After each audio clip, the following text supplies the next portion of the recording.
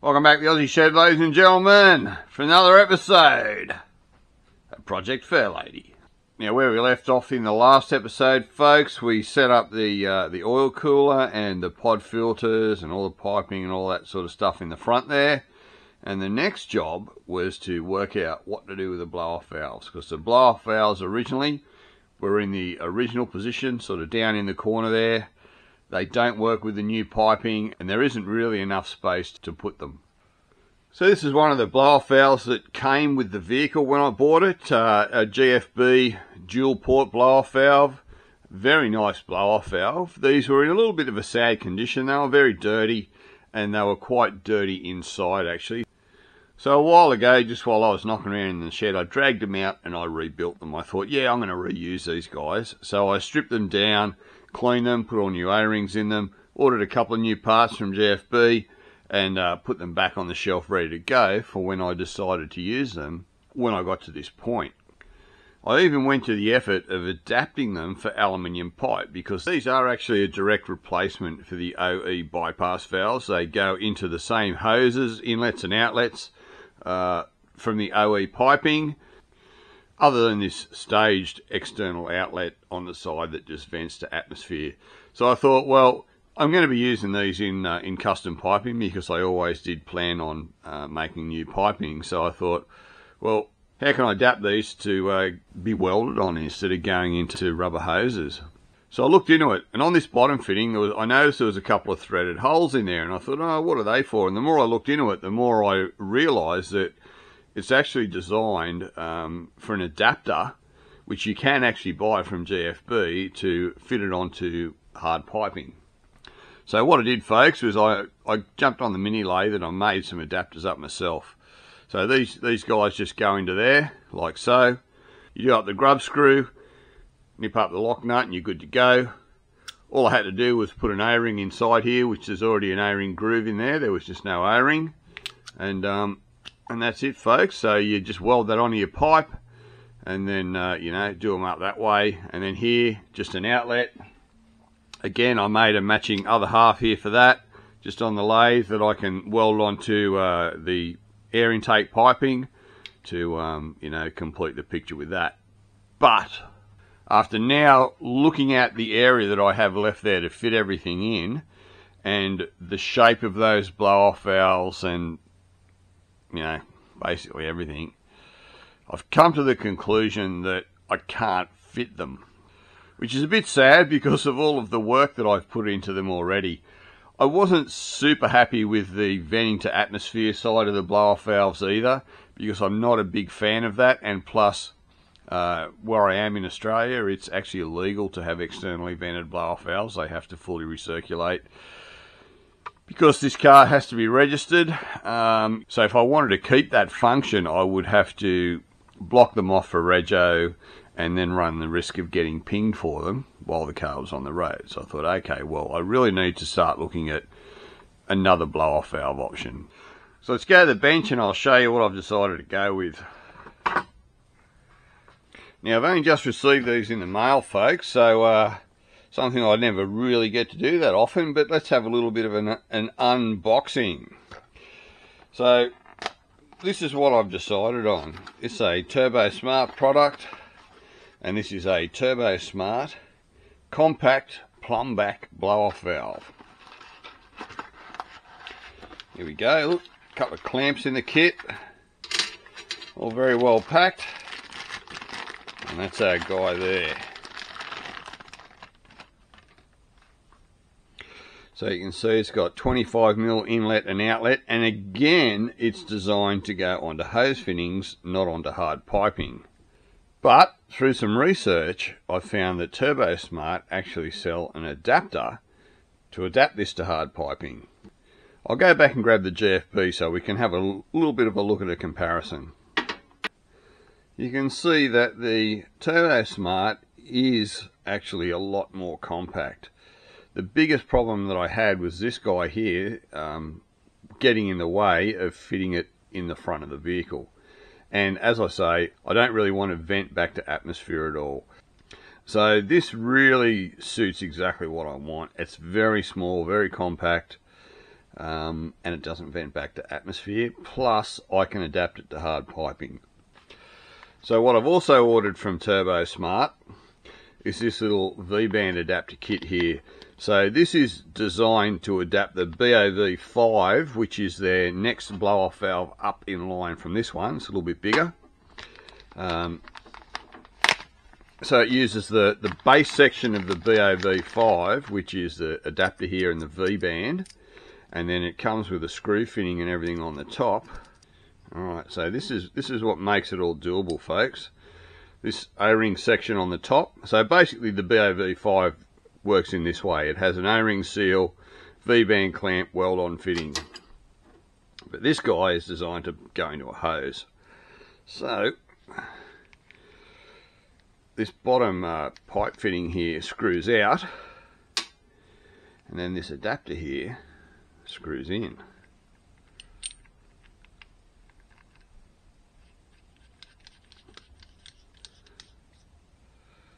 Like so. Goes on there, and that's what you have, folks.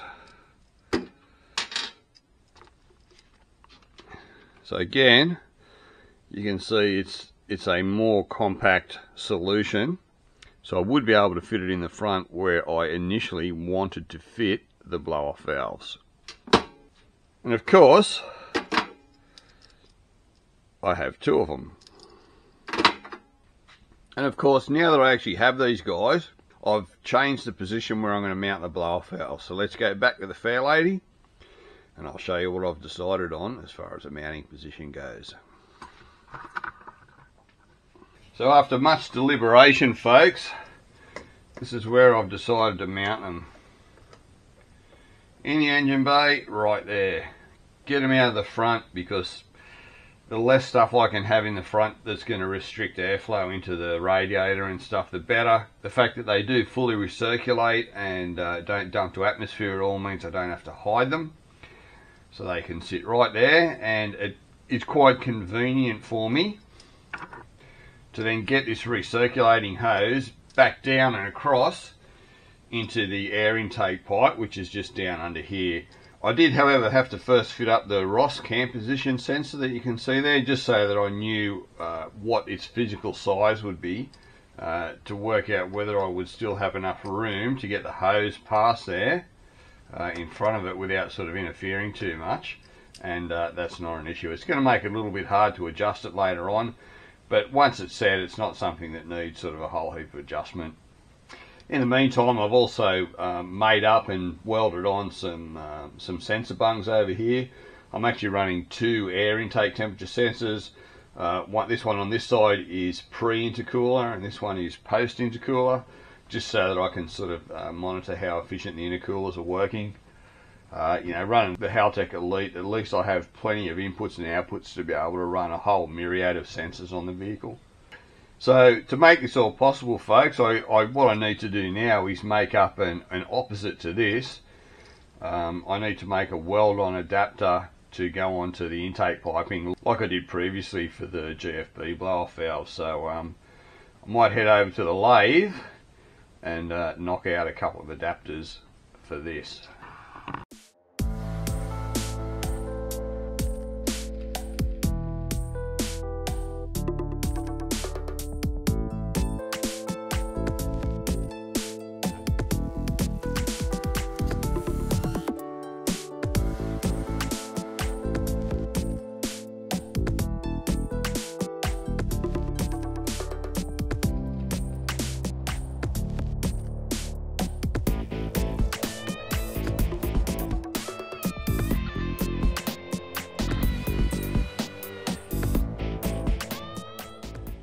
And that's how they finished up, folks. They're almost completely finished. All I have to do is shape them to the shape of the pipe, you know, on the bottom before I position them and weld them on. But you can see how that works there. All I need now is some 25mm silicone hose with a 90° bend, and I should be able to sort of put the two together. I do have to actually trim this V-band mount down a little bit before I weld them on. I've got to bring this shape section, well this is actually shaped for a 2-inch pipe, So I've got to flatten it out a little bit more, plus I've got to bring it down. I want to go as close to the V-band as I can, just so that the weld doesn't interfere, but just to sort of compress it down a little bit more. And I've got to slightly angle the cuts, just to, because where it's being welded on, the pipe's on a few different angles, you know, just so that they sit dead level on both sides, so we've got a nice bit of symmetry. And I love me a bit of symmetry, folks, just so that it all looks really sweet. So I'm going to attack these and start grinding these down and getting the positions right before we can tack them on and see what they look like. So bear with me, folks. I'll be back. Right, guys, so that's the first one on. Looking really good. Pretty happy with how it turned out. I'm just working on the second one. This is the sort of sculpting that you need to do on these pieces when you're fitting something up like a V-band over the top of a pipe that's on an angle, you know. So it's just about right, folks. So as you can see, it sits nice and straight and nice and flat in that position there, which it's going to be going in. So I'll get that guy welded up, and I'll give you a look with both of them on. And like magic, folks, that's that one welded up. All we got to do now, knock the middle out of it. Many ways to do this: hole saw, drill, Dremel, you know, whatever takes your fancy. So I'll knock the middle out of that, put it in, mount the blow-off valve, and we'll come back for another look. And that's done. And done. So anything left to do now, folks, is to weld these guys on to the intake pipes. So I guess I better get into it then. Alright, folks, I have returned. You see down there, the nipples welded on to take the pipe from the blow-off valve. Same deal with that guy under there, a little bit hard to see. What else have I done? I've also welded some AN10 fittings onto the air intake pipes, which are going to run either to a catch can or to the front outlets on the valve covers. Same on this side. You can see I've got a fitting just sitting on that one, just for sort of something to do. I've made and welded on various nipples in places. That one at the back there, that's going to run to the boost controller, and then down to the wastegates. And there's another nipple down there, which goes to the evap canister. So I think we can safely say that the blow-off valves and the intercooler piping are all pretty sorted now. I think that's everything that needs to be done in that area. One thing I did notice when I was setting this up, folks, I got this water outlet out so that I could set up clearance, you know, where this blow-off valve is on this side. And I noticed that, mate, there's some corrosion on it. Have a go at this. Can you see how bad that is? I reckon that's nearly all the way through. That is really bad. This one's not quite so bad, but still pretty bad. So I think I'm going to have a bit of a shot at tigging these up. Well, I had a bit of a look online, and these are quite expensive to buy new. I'll try and tig it up. If it turns out alright, I'll keep it. If it doesn't, I'll just look around for a second-hand one. But yeah, the stuff that you find, and I've got these off and probably already cleaned them and thrown them on the bench and not really taken too much notice, but it would have been at a time where I was just getting stuff off the car and, you know, cleaning it as best as I could and throwing it one side. You can see Mr. Celastic's been at this.